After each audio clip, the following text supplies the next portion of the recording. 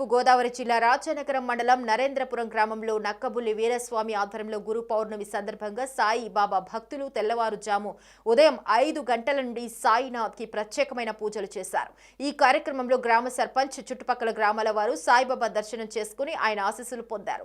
సాయినాథుని భక్తుడు నక్కబుల్లి వీరస్వామి మాట్లాడుతూ గ్రామ ప్రజలు సుఖ సంతోషాలతో ఉండాలని, పాడి పంటలతో అందరూ బాగుండాలని సాయినాథుని కోరుకున్నామని తెలిపారు। పూలు అర్చుకొని ఆఖరి కథ శ్రద్ధగా వినండి। సమయంలో భిక్షతో సిద్ధంగా ఉండేవారు।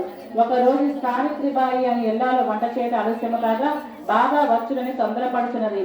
ఇంటి రోజుల ముసలిమామ గారు కూడా భోజనము ఆలస్యమగుడితే ఆకలితో అలమడించుతున్నాడు।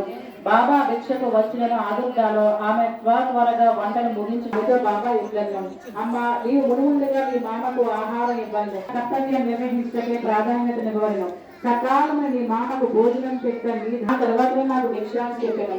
అది బాబా ఇట్లను ధర్మల మిక్కిలి శక్తివంతమైన మీ దగ్గరగా ఉంచి ఆయనకు సేవ చేయు బాధ్యత నీకు అప్పగించాడు। అలాంటి దైవమే నీ ఇంటి ముందు।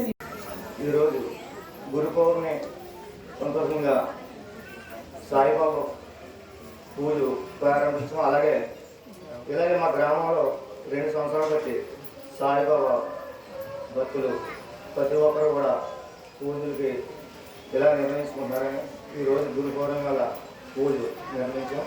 గ్రామంలో ప్రతి ఒక్కరు బాగుండాలని, అందరూ శ్రామంగా ఉండాలని ఈ పూజలు నిర్ణయించడం జరిగింది।